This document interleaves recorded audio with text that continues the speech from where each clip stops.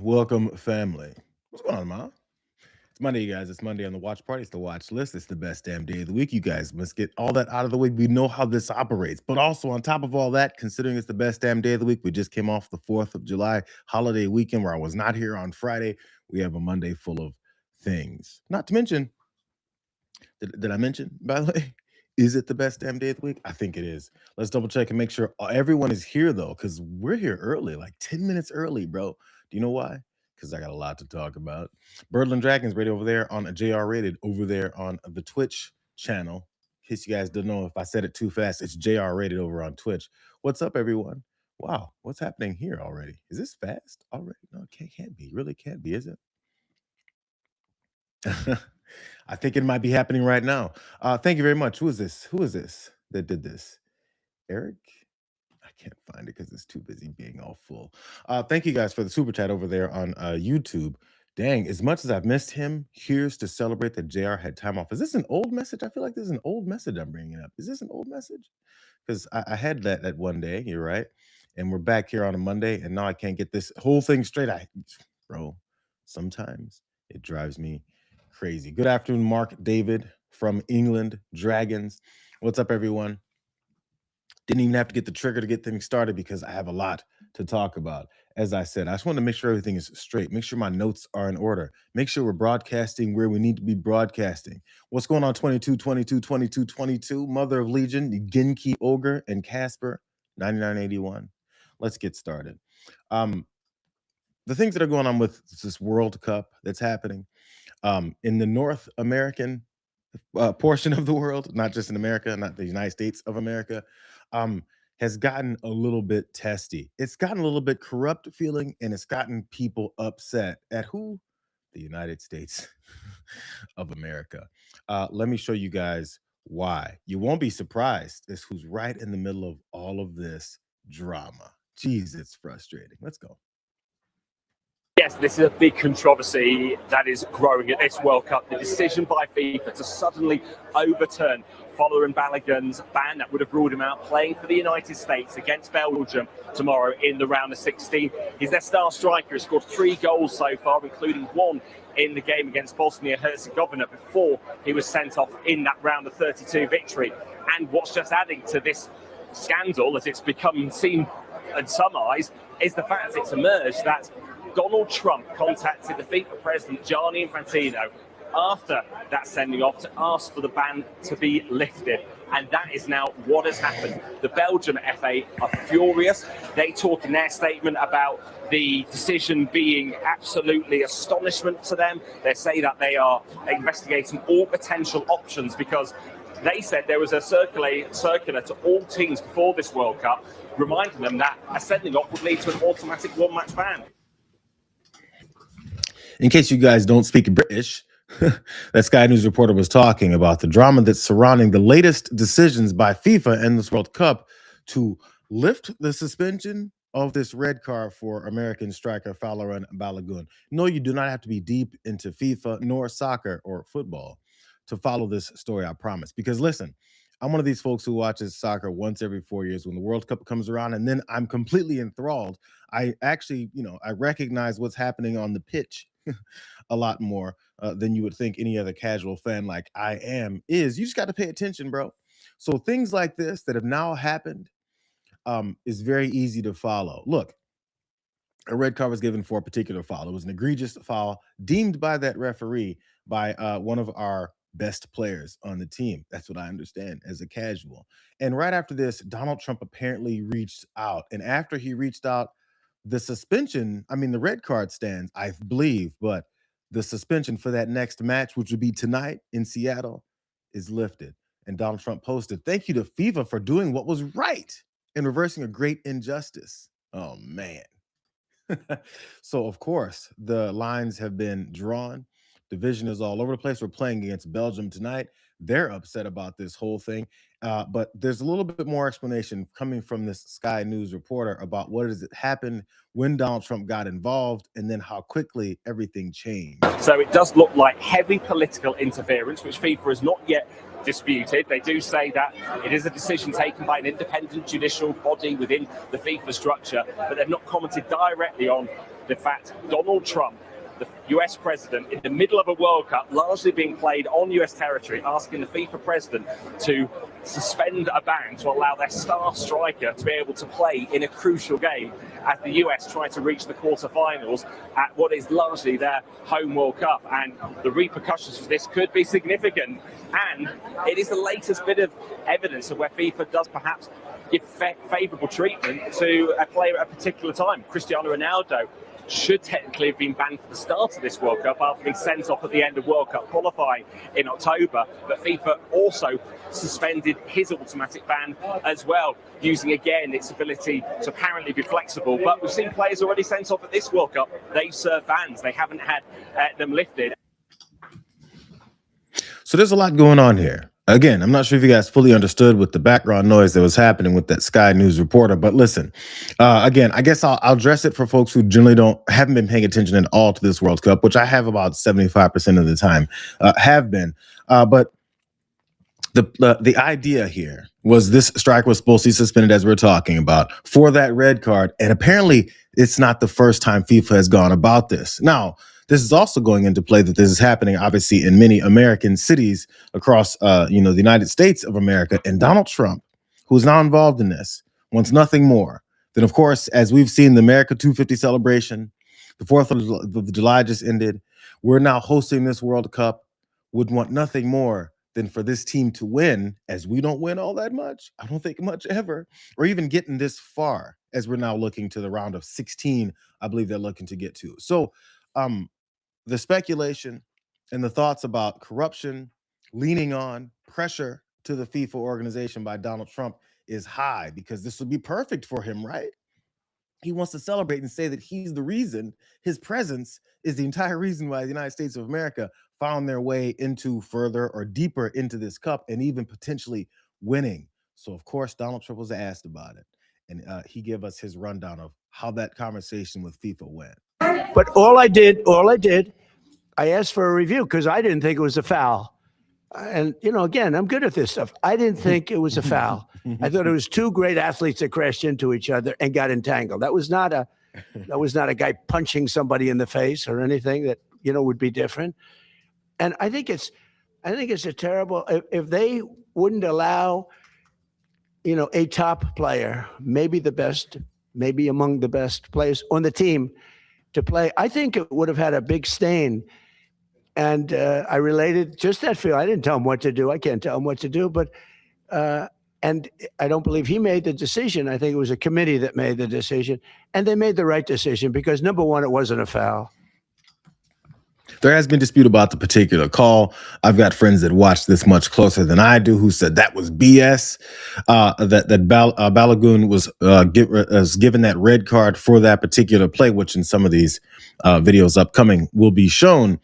But as you could see, every time he's mentioning anything he's done, first, it's hands off. I mean, I don't have any control over FIFA, even though we've seen the FIFA president give him some, an award that was made up for him.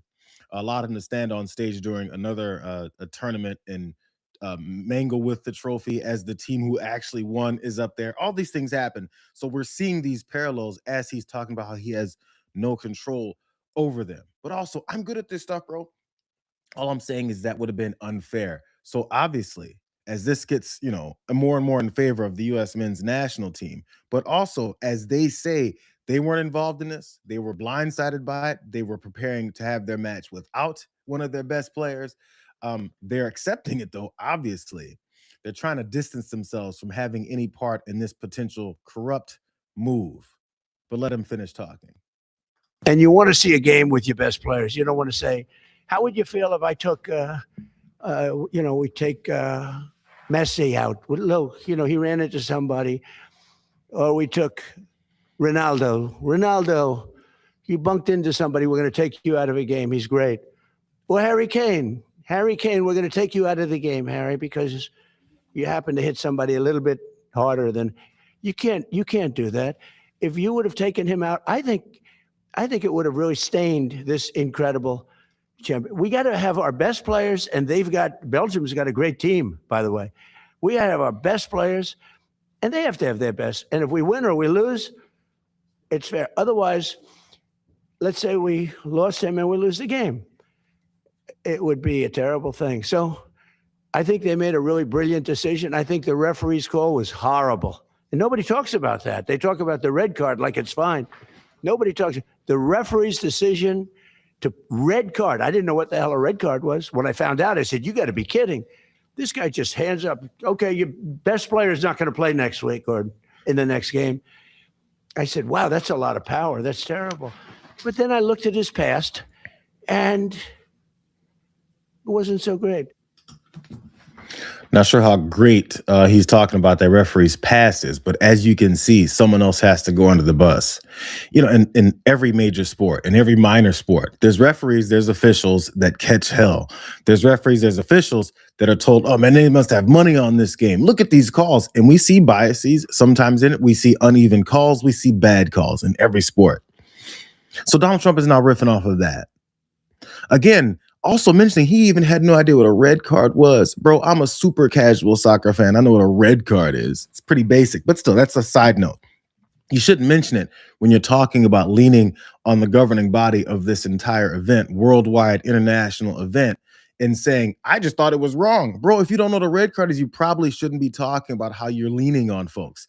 And as he goes to talking about the unfairness or fairness of ongoing matches, the downside to this is if the United States men's team does come through and gets as far as possible or even wins the whole thing, there will be, as he mentioned, there'll be some kind of like a tainting feeling over this whole thing, except it'll be against this team who's playing well, who's trying to figure out this Cinderella story type of thing that we're pushing by.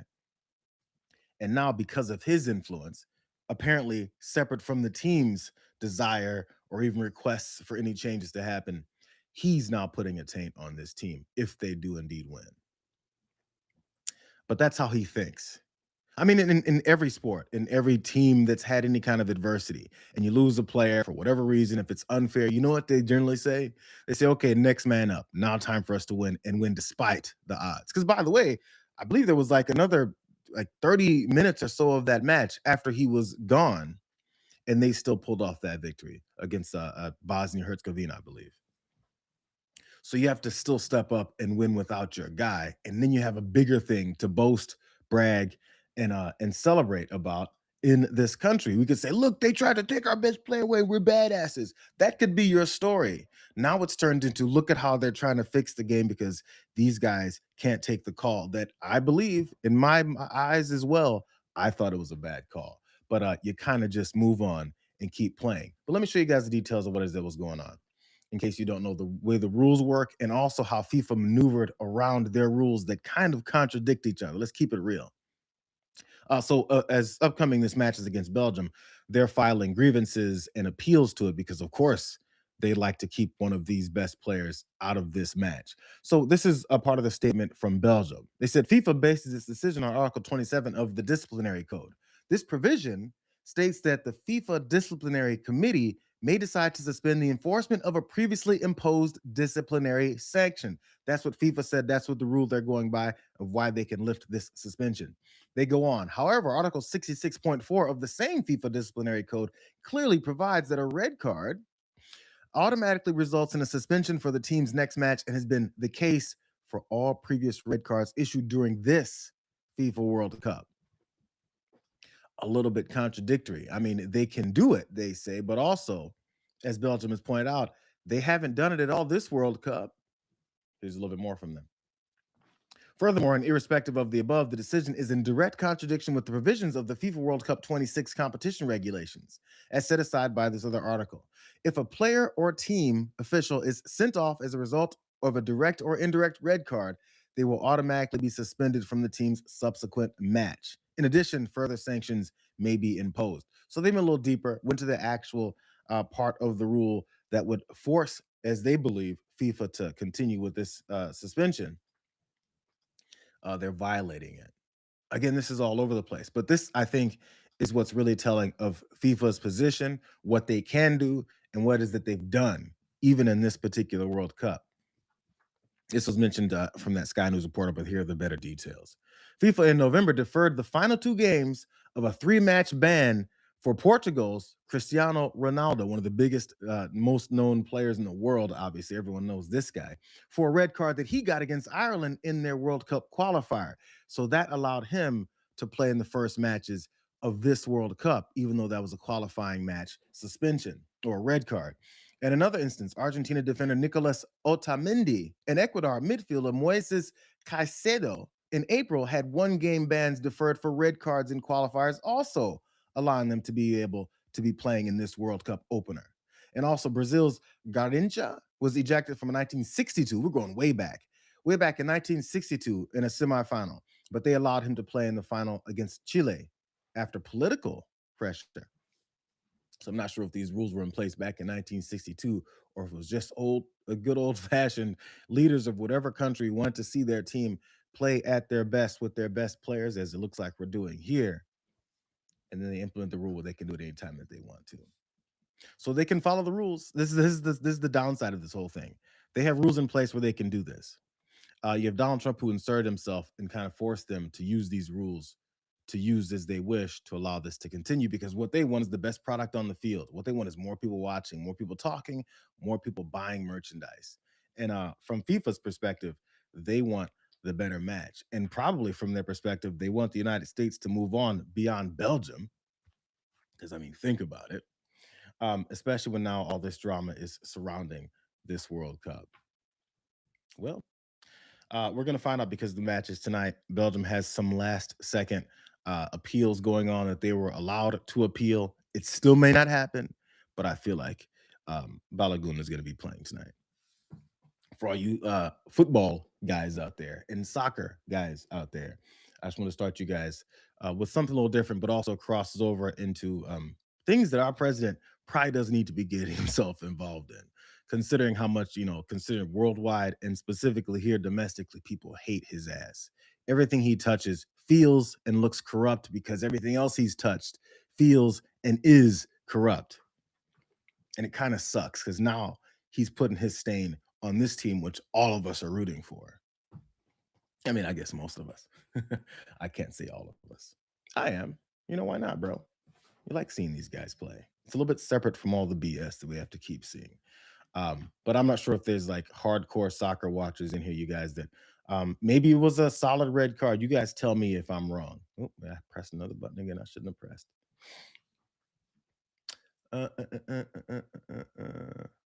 Okay, you guys are still there. I saw a bunch of X's in it, like something was wrong in the chat. Let me double check over there again. Also with Twitch, the channel's JR rated. We're at 178 followers. Damn, we didn't get any more over the weekend. I think you guys were partying too much for the 4th. Maybe not. But hey, let's get started on this. Let's like the stream over here on YouTube so I can move on to all these things happening. If you just came in the middle of that FIFA story about the suspended player and Donald Trump leaning on FIFA, that was just our warm-up. I had to get started early. It is Monday, and I'm going on TDR right after this. So I have to squeeze all of these in, which pushes me right to this next story. It's a bit of an update, but like I've been saying for a while, where in the world is Mitch McConnell? We need like a jingle like Carmen Sandiego. We might know where he is. We just don't know if he's in his body anymore. I'm going to go back to the same reporter that's been breaking constantly this story, who was the one who even was the first to reveal that 911 call, which showed that Mitch McConnell went into cardiac arrest and was found on the floor for who knows how long before someone found him, and is now in the hospital. Desiree Townsend is all over the case, man, and she is not letting up. Desiree Townsend here again outside of George Washington University Hospital as we mark week 3 of the hospitalization of Senator Mitch McConnell following the June 14th medical emergency. As you can see behind me, the Capitol Hill police vehicles, these black vehicles, are still parked outside the hospital here, an indication that he is likely also still here. So after I first released the dispatch audio indicating that he was found unconscious and was given CPR for cardiac arrest, this story finally gained national attention. However, I don't think many Americans fully appreciate the seriousness of what may be at stake following Senator McConnell's medical emergency 3 weeks ago, or how Congress's lack of a constitutional mechanism to remove members for incapacity could have broader implications for the nation's governance and, most importantly, national security. She hinted at national security on the back end there. Desiree Townsend is all over this case surrounding Mitch McConnell sitting in this hospital for now, 3 weeks? We're on 3 weeks. I think it was June 14th when he had his issue, we found out.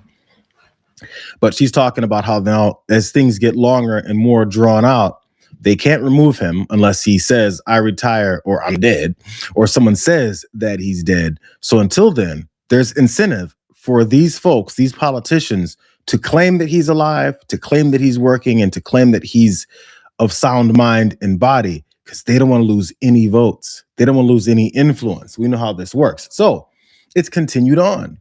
But you know what?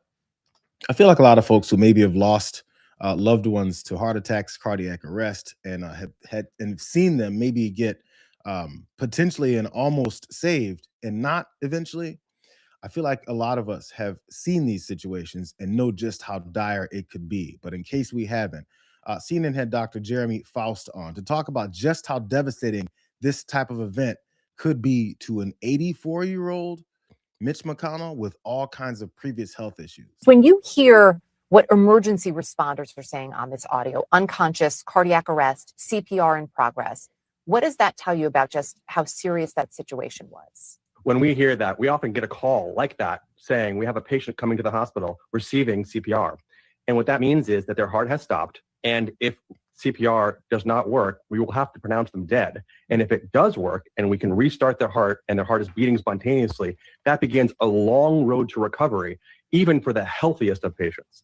So when you have a person who is elderly and who has other underlying medical conditions, it's really concerning. It's pretty serious. I think everyone knows that cardiac arrest is pretty serious. And then after we saw them talking about having life assistance type of equipment to be called to the scene, it means they were going to try and keep his ass alive. Let's let Dr. Jeremy Faust continue with just how bad this could be, considering they keep saying that Mitch McConnell is doing all kinds of work while recovering from this event. They also said that he's working on Senate matters while hospitalized. Would it be uncommon for someone who does have his health history that we know of to remain hospitalized 18 days later? Well, I obviously am not familiar with the intimate details of what's happening to the senator, but I can give you some numbers about this, which is that a very small number of people, well, actually about a quarter of people who have cardiac arrest outside of the hospital actually survive to the hospital. And then of those people, a tiny fraction survive that hospitalization with a cognitive and neurologic intact status, meaning that they're able to even take care of their bodily needs. We all saw Damar Hamlin have cardiac arrest and had a wonderful outcome because all the factors were aligned there. The chain of survival is what we call it, which is it was witnessed. Immediate CPR was given without any delay so that the blood was pumping to every organ, including the brain. And basically, he had a reversible condition and he was an elite athlete. And even that was a long road to recovery. He made the comparison to the Bills cornerback, I believe, or safety that collapsed during that game a few years ago from cardiac arrest and was saved. I mean, top of the line doctors, equipment, rescue workers came out as soon as they could, as he pointed out. And that's a professional athlete, type of condition that you must be in. So how about 84-year-old Mitch McConnell, who has had fainting episodes, has fallen over multiple times, has had these stall outs in front of press conferences, to then have to deal with such a situation that wasn't immediately taken care of. And now everything is in secret. And you know, I'm gonna go back to Desiree Townsend, who gives us the next development of this whole thing, which kicks this into a whole different gear. This is where things have changed, and how really I believe the reasons why she's so hardcore on this. This could have other implications that she pointed out are based in national security, she says. Oh, damn. And this story gets even odder after I reported a couple days ago of a press release documenting that McConnell's wife, Elaine Chao, met with the vice president of China 3 days after his hospitalization. And to be clear, the issue is not merely that Elaine Chao went to China. The issue is she is a private citizen. She holds no official government position. She's married to a sitting U.S. senator who reportedly had a major medical emergency. And now she's meeting with one of China's highest ranking official 3 days later, all while the American public and possibly senior U.S. government officials in the Trump administration, as well as members of Congress, lacked clear information about his condition. So let me be clear about this. A meeting with China's vice president is not casual. Even if this was pre-planned, it signals Beijing views her as someone politically meaningful, yet she has no current role in the U.S. government. So why is she having these meaningful meetings with top government officials in China? Did she potentially carry messages to the CCP? Did she discuss U.S. policy? Or is she being treated as a back channel to non-public information, including her husband's health condition? All kinds of questions from Desiree Townsend. Because Elaine Chao worked in Trump's first administration, transportation secretary. I can't believe what her position was.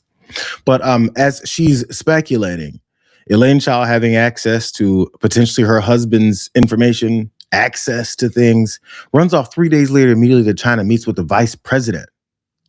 For what? No one knows. She asks those questions too, but she definitely has a whole bunch of speculation as to how bad this could really be, based off of what and who else may know or who else may not know. Because again, she's no longer working in administration. She's a private citizen, but she does have access to a United States senator in leadership that really can't access things like his speech. I mean, that's just me speculating. Let me let her go into details of what it is that she's concerned about, which is actually beginning to lead to more people being concerned about the exact same thing.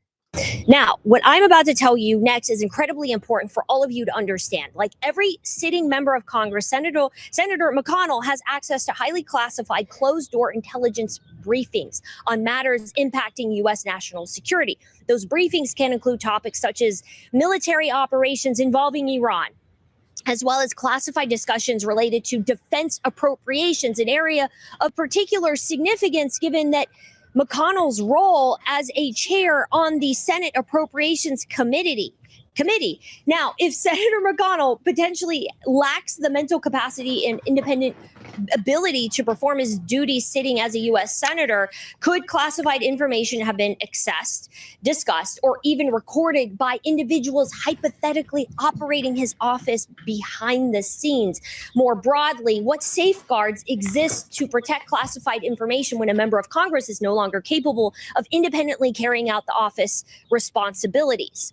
Lastly, what information, if any, did Elaine Chao carry with her to meet with the vice president of the People's Republic of China, Han Zheng, on June 17th, 2026, 3 days after her husband, Mitch McConnell, reportedly went into cardiac arrest? 3 days after this guy was found on the floor motionless, his wife goes to meet with the vice president of China. I don't know any implications. I'm not sure what it is that she could have, that Mitch McConnell could have had access to, that maybe even she even has the possibility of getting access to, or of what kind of interest another country may have wanted to meet with her right after this guy can't speak anymore. Right after we've been told for now 3 weeks that he's doing great.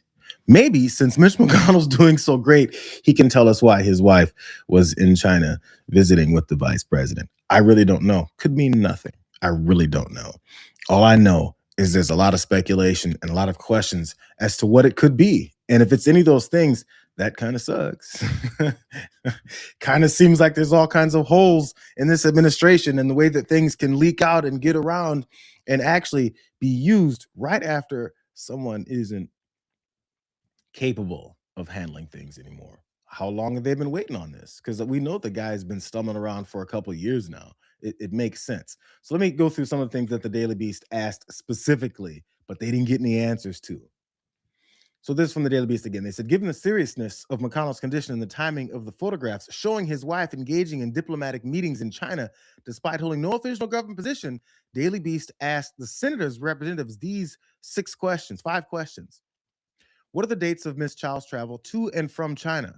What's the nature and purpose of any meetings held during the visit? Is Senator McConnell conscious? Sorry, I like that one. Has Senator McConnell been able to resume duties in any capacity? And lastly, who's currently overseeing Senator McConnell's office operations during his hospitalization? And as I pointed out, his representatives did not respond, at least as of right now that I've heard. Let's go ahead and face the last irony of this whole thing. Remember they were talking about how Joe Biden's old ass, and as he slowly went into, being unable to fully speak for himself and do everything else. I remember there was a lot of talk about how who knows which people are running Joe Biden's administration, which people have access to everything Joe Biden could be deciding and then doing, and are they doing it for him because he can't speak? I feel like we're in that situation again here right now, and we're not getting answers as to which staff members are running Mitch McConnell's life, his office, and as they're lying to us, telling us that he's in direct conversation and communication with them, why they haven't shown us that yet. It's starting to fall apart. As with most of these really thinly veiled lies always fall apart. The next question is, as we've seen all these lies and any other kinds of circumstances and topics lie and fall apart over, are we going to do something about it? I mean, not we, because, we're all talking about it, trying to get to some kind of conclusion to this and maybe even some normalcy. But are people with any positions of power or access going to do something about this? We can see they're lying. These answers haven't been given yet. Just want to point that out again. It's crazy how after like a year and a half, how quickly the open destruction of this country is right in front of us. Bro, if your guy's dead, go ahead and move on and go to the next one, because everyone apparently loves these MAGA policies and loves them everything Mitch McConnell does, and that's not being over the top sarcastic. They keep electing Mitch McConnell.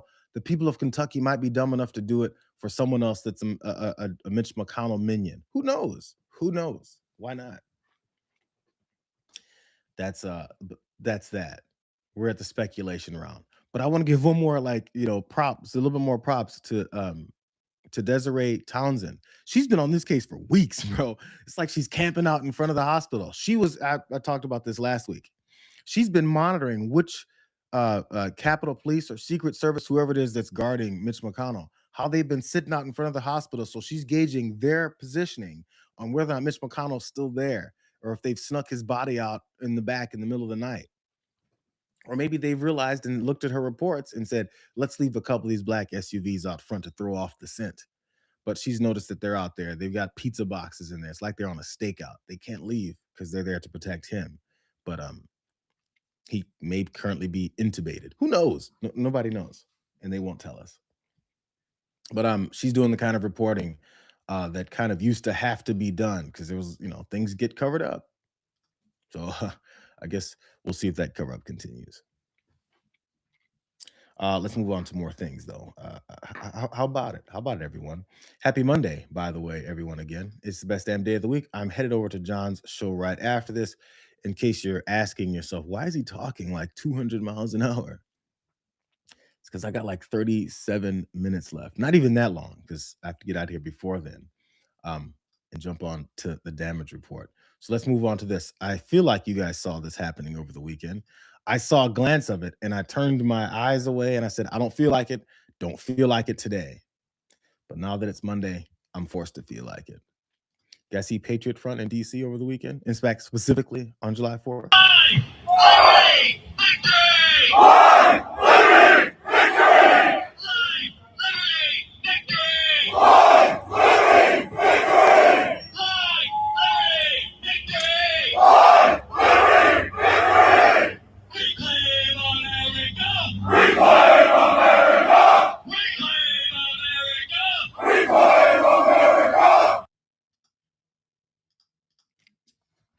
As we go through the story, I want you guys to recognize they're saying things like reclaim America and things that are based off of Donald Trump and his MAGA Republican Party's vows, promises, actions, and aggressions to take over this country. It's all right in lock and step. Don't forget that part. But that was Patriot Front marching on the Capitol on July 4th.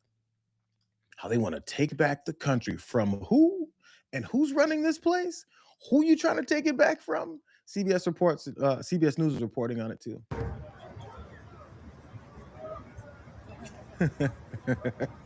They got white masks on. They've replaced the standard white hoods. Oh, help you suffocate. Heat stroke. Yeah, you do heat stroke. Oh, you've been to the gym.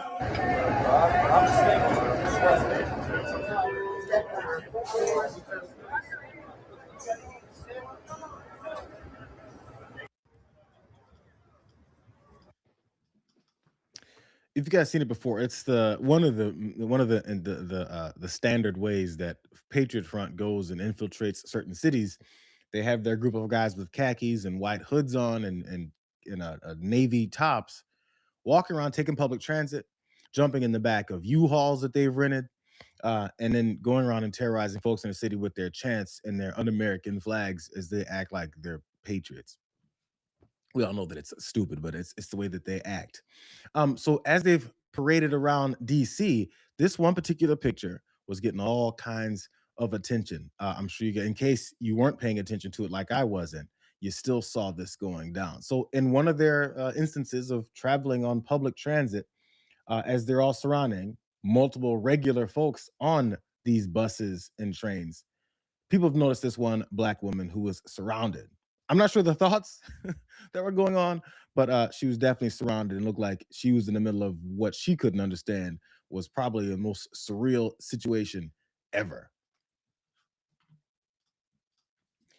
You get the normal people who are the normal defenders of these folks online talking about, look, they're not even assaulting her.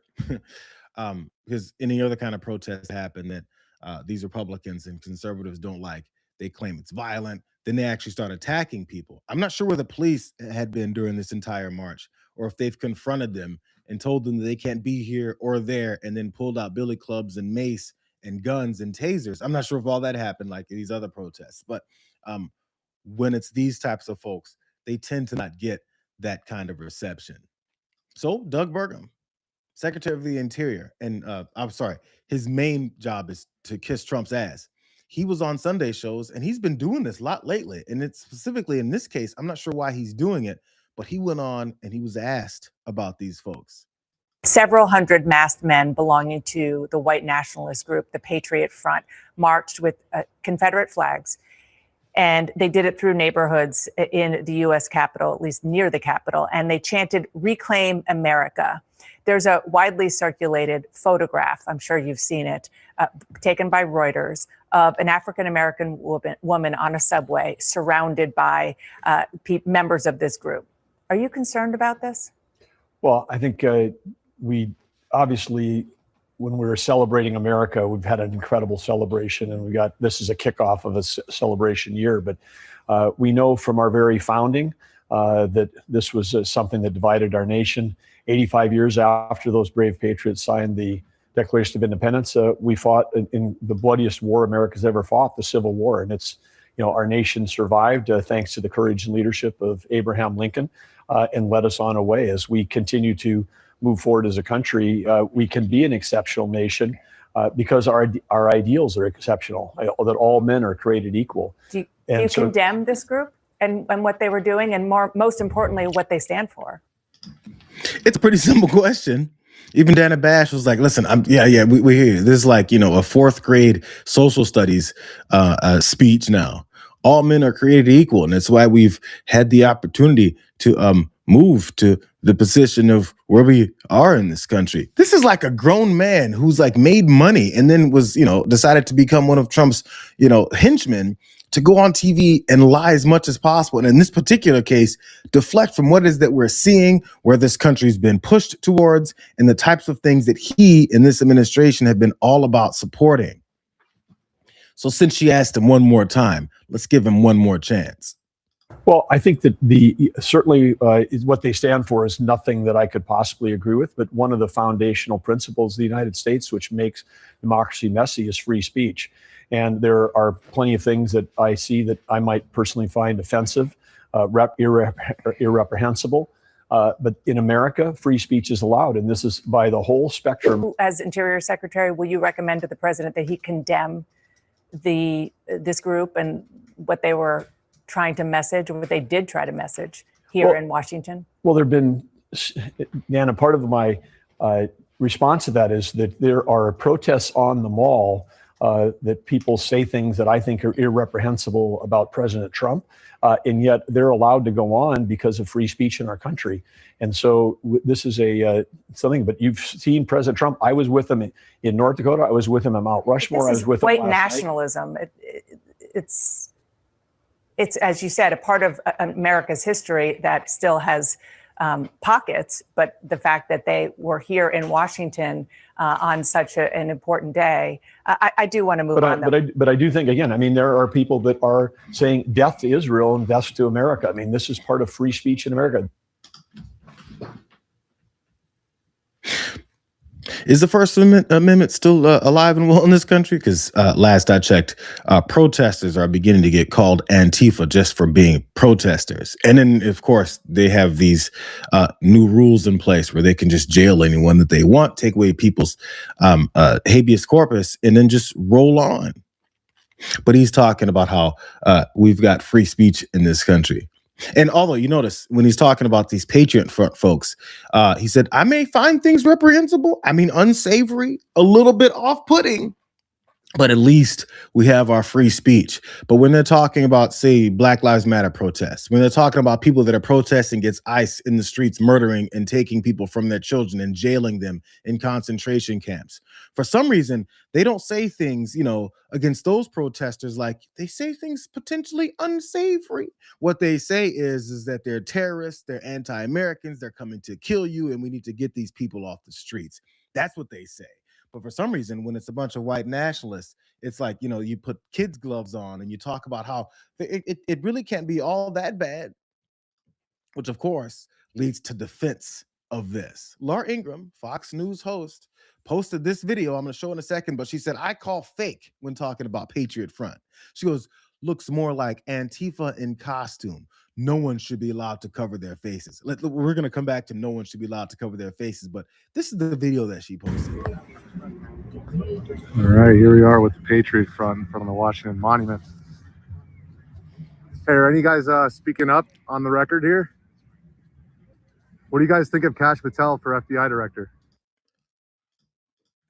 Notice something. That guy that's there to expose them said, what do you think of Kash Patel for FBI director? The reason he asked that is because that video was taken in January of 2025. You can also tell by the fact that they're all wearing coats and warm hats and that there's remnants of snow on the ground, because that video is from January of 2025. And Laura Ingraham reposted that in talking about how this particular instance of a bunch of these assholes running around in the Capitol on the 4th of July, where it's effing so hot and humid, people are passing out on the National Mall. She posted that one and said it looks like this is more like Antifa, because she doesn't pay attention to detail when she's pushing out her propaganda on the weekend, and she doesn't have enough time for people to vet it a little bit. Couldn't even care enough to post a video of their heroes on the actual day that they're out there marching in the streets. Whatever. But the main purpose is she called it fake and said that no one should be allowed to cover their faces. Weird how that is, because she thinks they're Antifa, because that's a lazy person's way of saying, you know what? I support this racism that's running through the country. It wasn't only Laura Ingraham, though. Mike Lee, it's crazy. Mike Lee, elected official Mike Lee, who now calls himself based for some reason, posted this video, and he said Democrats need to stop reminding America of their racist history.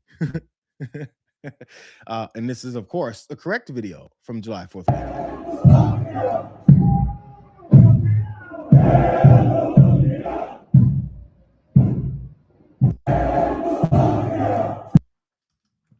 If you look closely enough, you'd see Confederate flags in the mix of all of these, quote, patriots that are running through the United States of American streets, holding the flag of a foreign nation, the Confederacy, who were traitors to this country because they were fighting to keep their enslaved people enslaved. I feel for some reason, I feel like we remember that story. But Mike Lee says that it was a bunch of libs that were cosplaying to make, I don't know, was it to make Republicans look bad? Because last I checked, the only political group that runs around with Confederate flags talking about their heritage tend to call themselves Republicans. But Mike Lee knows that. Mike Lee is a liar. That's why he continued on.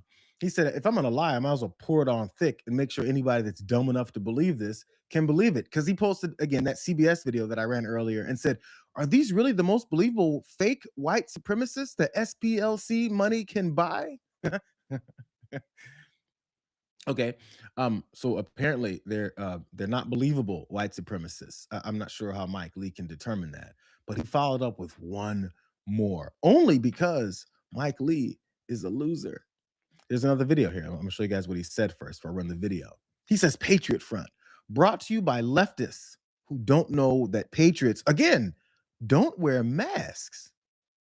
I feel like you guys see where I'm going with this, but this is the video he posted. That lady looks like mom. That lady looks just like mom.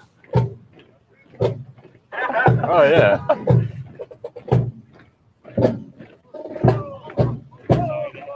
You're doing good, bud. You're doing good. We got plenty of stuff. How many viewers we got? We're up to 460 now. Let's go. It's incredible. What's up, YouTube? You guys having fun? Happy 250, guys. Happy 250. I know it's hard to see the screen. Can we get ones in the chat? If audio, video, all that's good, can we get ones? Is everybody doing okay? If we got 460 people in here, then can we get ones in the chat for a total Aryan mockery? Ones in the chat for total Aryan mockery, total Aryan victory, total Aryan Anglo. That lady. Man, those libs are all over the place.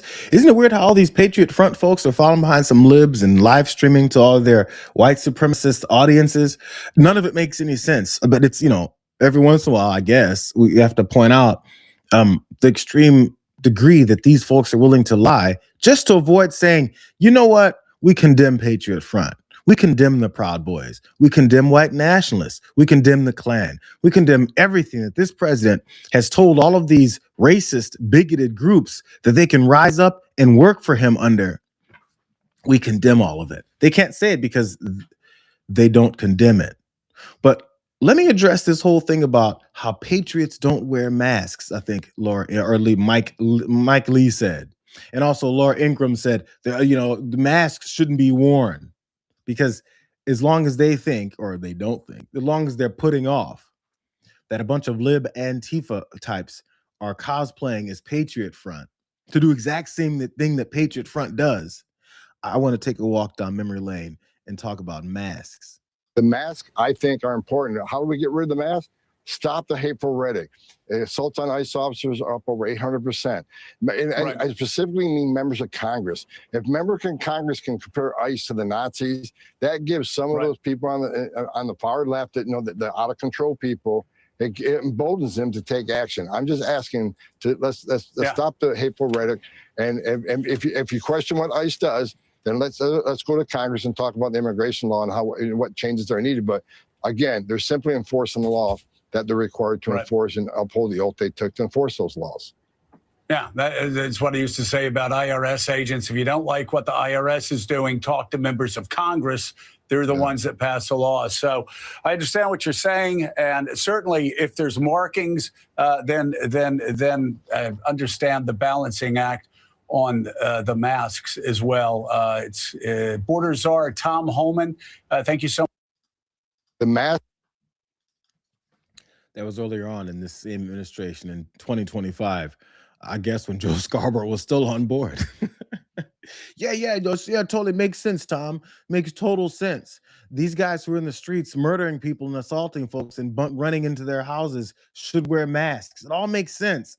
That is until we saw what it is that they're doing constantly. Hey, here's another guy. It's a little more updated. Mark Wayne Mullen, the newest DHS secretary. He had things to say about masks because they never took them off. As far as having like a photo ID exposed, absolutely not. Why? Is because the Democrats we've seen has been doxing them. They went into their place of worship where they thought they might be at. They went into their hotels. They went into the restaurants. What are you going to do? Expose their faces so you can intimidate their families? Hey, that's a really good idea, Mark Wayne, because what they're doing is they're intimidating people and their families. In fact, they're assaulting them and they're putting them in prisons with no due process as they, kill them. In case we didn't know. Mark Alford did it. Another MAGA representative, Dan Muser, did it. All of them kept talking about how masks are very important for ICE to wear. But apparently, when it's fake Antifa, which are posing as Patriot Front wearing white masks in the place of their hoods from back in the day. It's apparently they shouldn't be wearing masks, and they're not real patriots. I'm glad they at least admitted it. None of these guys are real patriots, even though they keep saying that they are because they're wearing masks. We always know the hypocrisy is off the charts. They operate in realms of coming up with some other new lie whenever they're seen doing things like this, and no one condemning it. By the way, Cash Patel runs a tight ship at the FBI, is what I'm told. Do you think the FBI couldn't have had any kind of information enough to see a bunch of Antifa types coordinating, organizing, getting all these folks together to jump in U-Hauls, go on metros, jump on buses, and then march around DC on July 4th? When you know they'd be watching if anybody's marching around DC on July 4th ready to kill folks or have some kind of mass shooting event or disrupt Donald Trump's America 250 best ever celebration. Do you think the FBI wouldn't have known that Antifa types were posing as Patriot Front to go and start trouble? None of it makes any sense. Or FBI didn't know, and Cash Patel is incompetent. You got to choose one. Let's move on to one more thing. This release was the chaotic part of the weekend. Lots of stuff went on. I really didn't want to cover it all. I didn't want to talk about it later because most of the chaotic things that happen in this administration are often triggered on a Friday afternoon, and then they flow through the weekend so that by Monday, everyone's talked about it, and they can go on to the next week of fucking shit up. That's what they're working on. But at least as the America 250 concert hit what I think was supposed to be its like culmination, since it's the July 4th weekend, Americans of all types could have come out and experienced the love that's surrounding Donald Trump and his propaganda. But instead, this happened. Please follow the instructions of event staff and law enforcement as you exit. The Freedom 250 social media platforms will provide updates. Attendees can return to the fairgrounds as soon as it is safe to do so. Thank you for your cooperation. Ladies and gentlemen, your attention please. Due to approaching severe weather, we are temporarily pausing the event. For your safety, please proceed to the nearest exit immediately. Due to approaching severe weather, we are temporarily pausing the event. For your safety, please proceed to the nearest exit immediately. Please follow the instructions of event staff and law enforcement as you exit. Please back away from the stage. For your safety, please back away from the stage.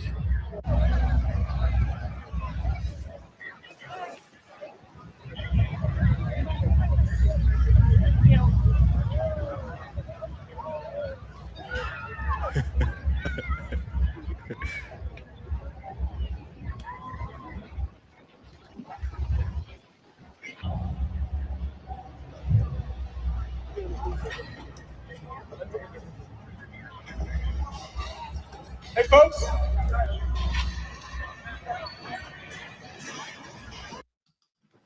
It's just kind of weird when you see tornadoes approaching and then the air is spinning and you got like 30, 40 mile an hour winds approaching. It's weird that you have to be told, hey, attendees, get the fuck back away from the stage. Things are about to start falling over. Do you see our guys trying to lower the huge sound system away from the stage so it doesn't kill anyone? Can you guys get out of the way, please? Why do you have to be told that? I feel like I wouldn't have to be told that. I'd be like, man, looks like a storm is coming. You know what? That wind is kind of swinging that huge speaker all over the place. I'm going to get the hell away from this. But, you have to be told that. And then after you're told that, people weren't very happy being told that or having to do it. Here's a quick timeline. Here's journalist Zach Jaworski. He was on the scene pointing out exactly how this whole thing went down. It's a bit of a timeline of where it began and then where it ended up.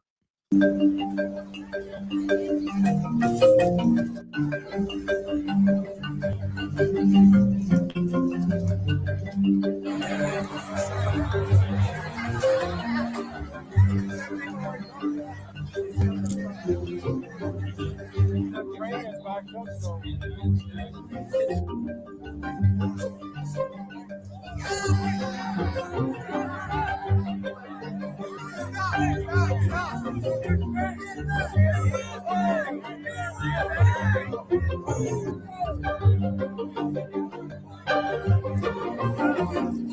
continue moving.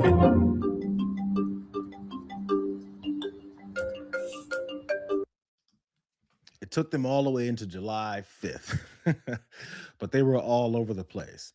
And so as the high speed winds rolled in, as the storm was about to happen, I guess it was lightning or so. That's usually when you have to evacuate an area.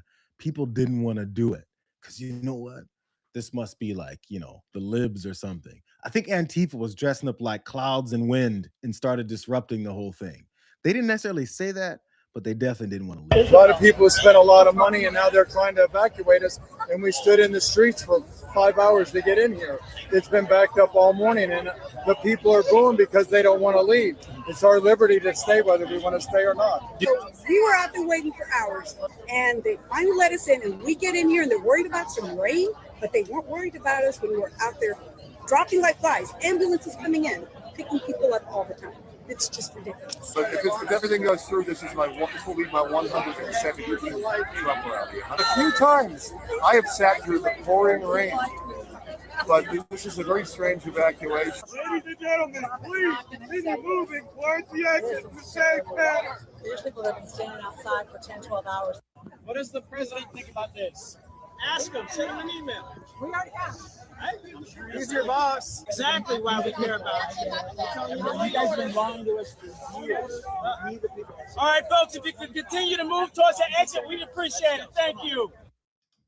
They actually say things like, you guys tell us to get out of here. But we, the people, don't want to move. What do you calm down? This is so corny, first of all. We, the people, won't move because we, the people, were listening to Donald Trump. Donald Trump's not standing out there in that shit. Are you kidding me? But they're going to continue pushing back. They didn't really want to go. They waited several hours for their positions. I get it. I totally get it. I'd be frustrated too. It's probably why you shouldn't have gone in the first place. Or maybe checked the weather app. But still, once they were booted, or maybe they were partially booted and they were moving all over the place, what happened next was they tried to bum rush their way back in.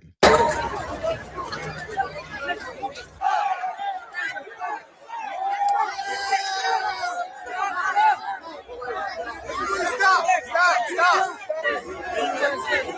Ladies and gentlemen, please head towards the exit.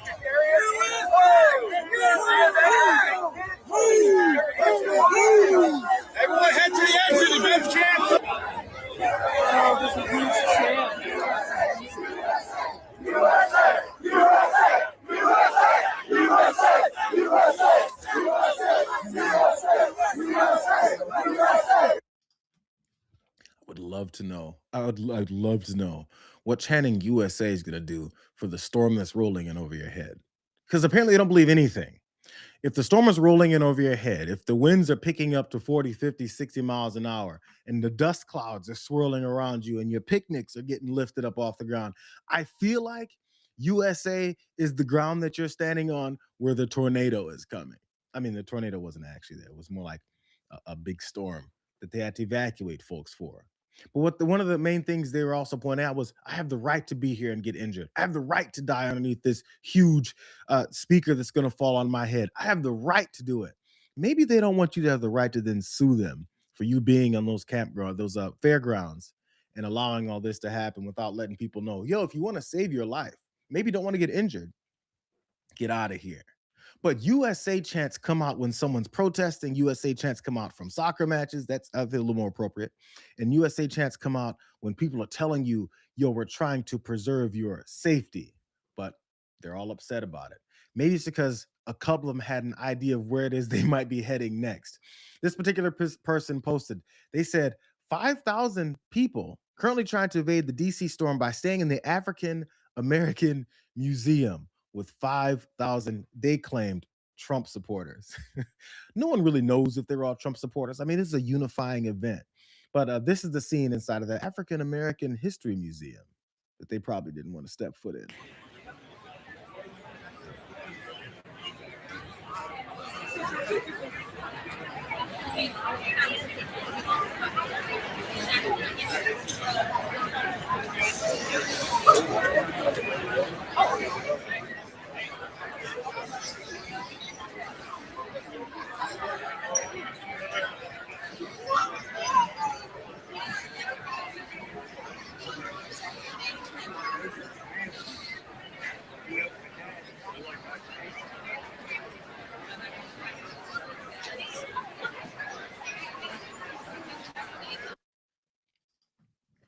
think that, oops, wait a second.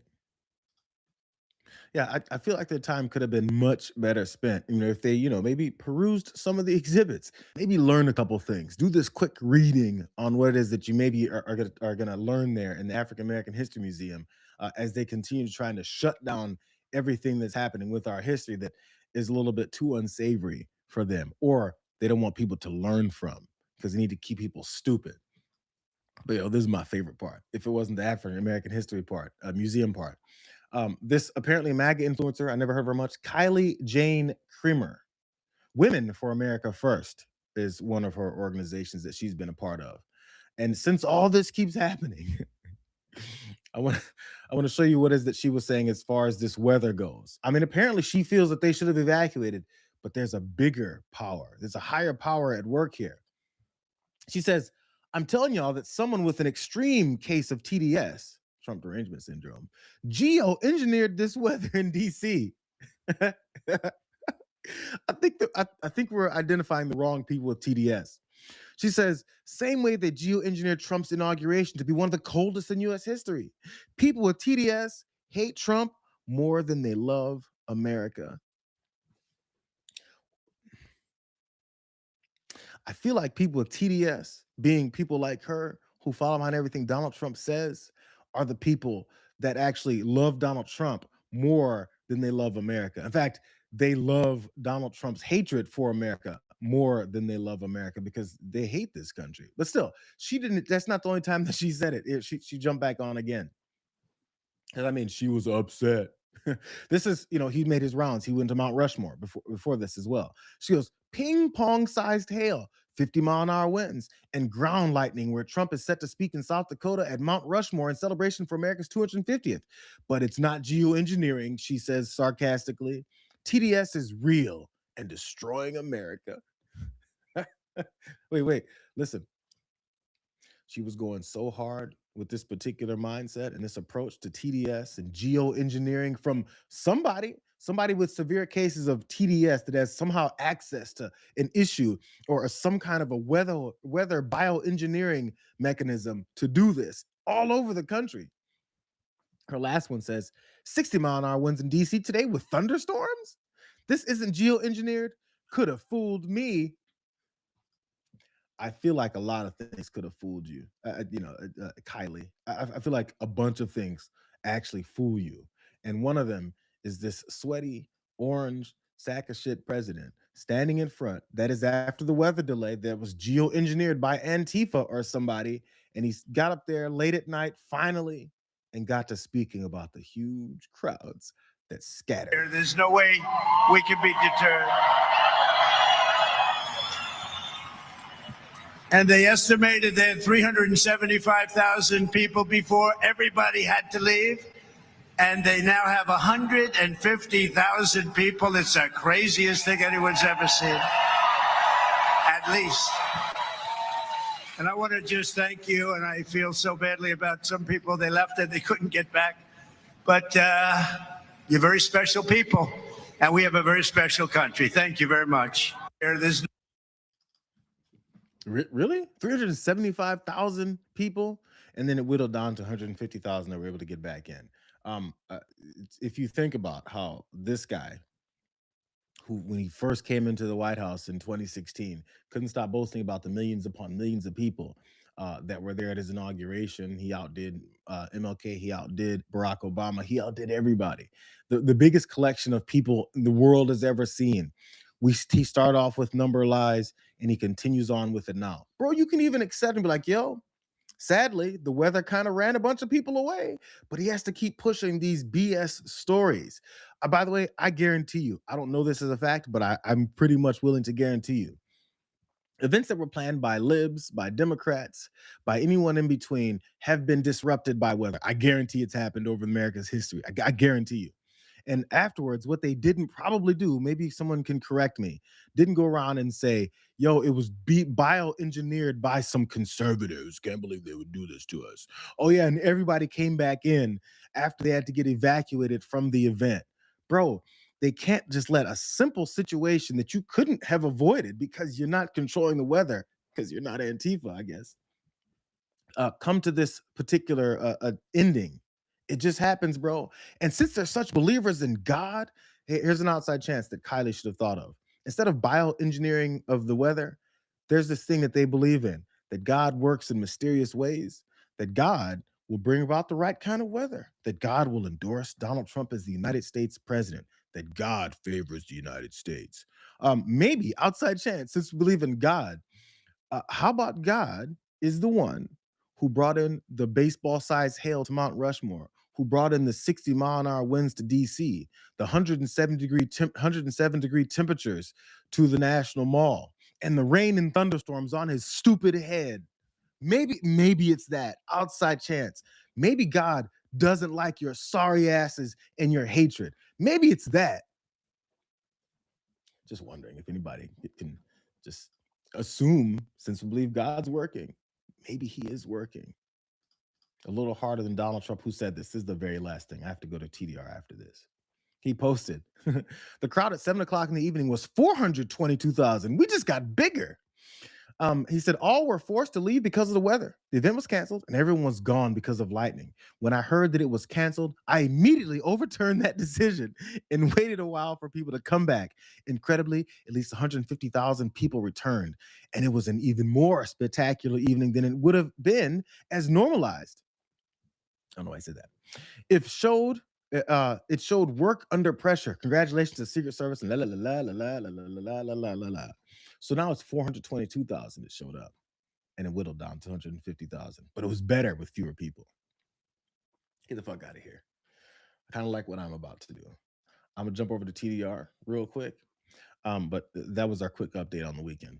I don't plan on speaking about it much anymore. But it was yet another embarrassing weekend because they're not smart people. They don't plan things. They're hateful, and all they do is, I guess, piss off God. See you guys in a couple seconds.